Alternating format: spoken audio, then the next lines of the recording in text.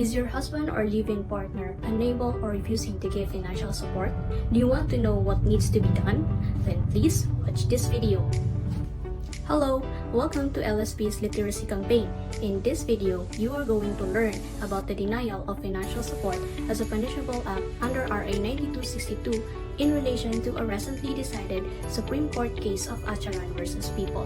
To begin with, RA 9262, or the Violence Against Women and Children Act, classifies violence into 4 kinds. First, physical; second, sexual; third, psychological; and fourth, economic abuse.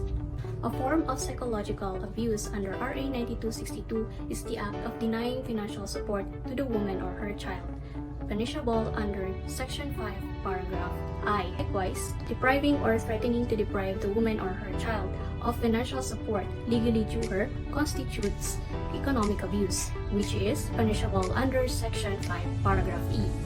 Accordingly, anyone who is found guilty of these 2 acts may be penalized with imprisonment of 6 years and 1 day to 12 years or 6 months and 1 day to 6 years, plus a fine ranging from 100,000 pesos to 300,000 pesos.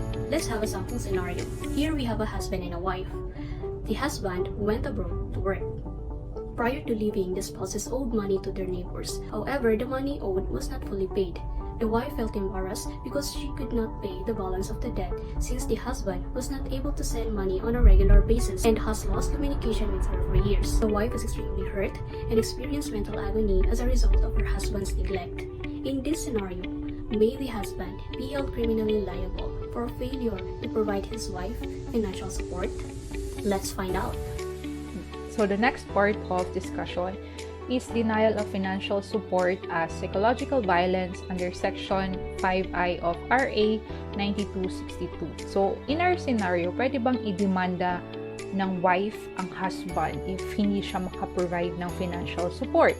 In Acharon versus People, mere failure or an inability to provide financial support is not punishable by RA 9262. So, denial of financial support in this section is defined as refusal to satisfy a request or desire. This action is active in connotation. There's like a willful intent not to provide financial support when you have the means to do so. So it is also dolo in nature. So may criminal intent siya.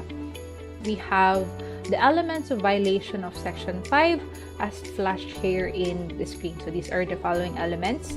So let's remember that it is not enough for the woman to experience mental or emotional anguish or for her partner to deny financial support that is legally due her.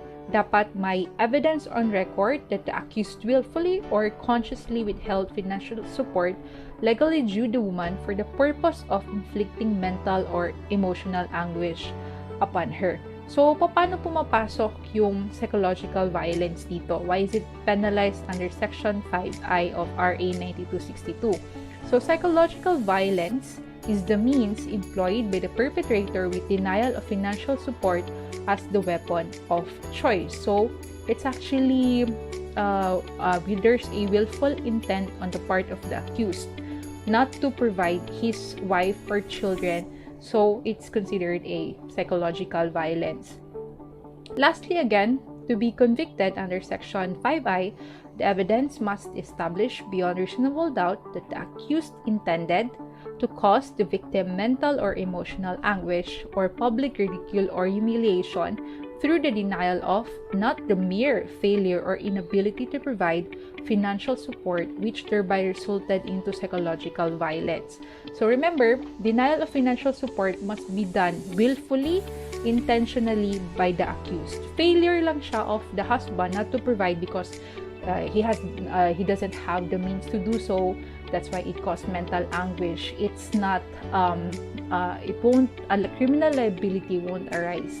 Let's remember that willful intention not to provide given even though the husband has the capacity to provide. So it's different. So that's what we need to remember. There are 4 types of violence under RA 9262, and these are physical violence, sexual violence, psychological violence, and economical violence, or yung tinatawag natin na economic abuse, na dito tayo nakafocus sa ating discussion. So ano nga ba ang economic abuse? Sa ilalim ng Republic Act No. 9262, o yung tinatawag natin na Violence Against Women and Children Act, ang economic abuse ay ang anumang gawain na may layuning gawing dependent o nakaas ang isang babae sa kanyang karelasyon pagdating sa pera. Kabilang sa matatawag na economic abuse ay ang pagbawi o hindi pagbibigay ng sustento, maging actual man ito o pagbabanta lamang, paghadlang sa babae na magkaroon ng hanapbuhay, pagsira sa mga kagamitan sa bahay, at pagkontrol sa pera at ari-arian ng biktima o sa pera at ari-arian na maituturing na conjugal o pag-aari nila parehong mag-asawa.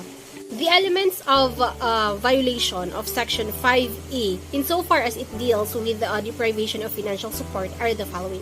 First, the offended party is a woman and or her child or children. Second, the woman is either the wife or former wife of the offender, or is a woman with whom the offender has or had a sexual relationship, or is a woman with whom such offender has a common child. As for the woman's child or children, they may be legitimate or illegitimate or living within or without the family abode. Third, the offender either deprived or threatened to deprive the woman or her children of financial support legally due her or her family, or deliberately provided the woman's children insufficient financial support. Fourth, the offender committed any or all of the acts under the third element for the purpose of controlling or restricting the woman's or her child's movement or conduct. The question now is, may husband be sued under Section 5E for denial of financial support? In Acharon versus People, the Supreme Court held that there must be allegation and proof that it was made with the intent to control or restrict the woman's and or her child's or her children's actions. So, para maging criminally liable ang akusado, kailangan first, may allegation. Second is may ebidensya na may intent siya, na may masama siyang intention kaya niya tinigilan ng pagbibigay ng support sa babae or sa kanyang anak. Ano yung intention niya? Para kontrolin o pahirapan yung babae o yung mga anak niya. Thus, similar to the discussion in Section 5I of RA 9262, Section 5E cannot be read as punishing the mere failure or one's inability to provide financial support, which is what happened in this case of Acharon versus People. The Supreme Court held that the husband in this case is not guilty of violating Section 5E due to the absence of the third and fourth elements. So there is no proof that he deliberately refused to give support in order to control the behavior or actions of wife. Neither was there any allegation or proof that he prevented wife from seeking gainful employment or pursuing economic opportunities. The evidence in this case simply established that he failed or was unable to provide. Bilang pagbubod sa mga naging diskusyon, ayon sa ating Korte Suprema, ang simpleng pagkabigo o kawalan ng kakayahang magbigay ng suportang pinansyal ay walang kaakibat na parusa sa batas. Ang aligasyon ng hindi pagbibigay ng suportang pinansyal o denial of financial support sa babae o anak nito ay hindi sapat na basihan upang managot sa ilalim ng RA 9262 sapagkat kailangang mapatunayan na ang hindi pagbibigay ng suporta ay willful o sadya at may kasamang intensyon o layunin na magdulot ng mental at emosyonal na paghihirap para sa babae, nang sa gayon ay magdulot ng psikolohikal na karahasan sa kanya.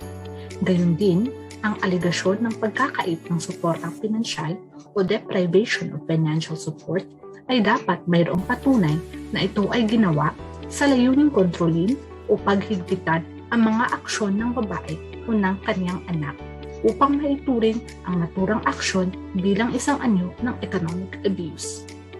Gayunpaman, bagaman walang kriminal na pananagutan ang kalakip dito, ay may sibil na pananagutan pa rin ang akusado. Yun lamang po. Sana ay meron kayong natutunan sa video na ito at naway nakatulong kami sa inyong mga katanungan. Maraming salamat.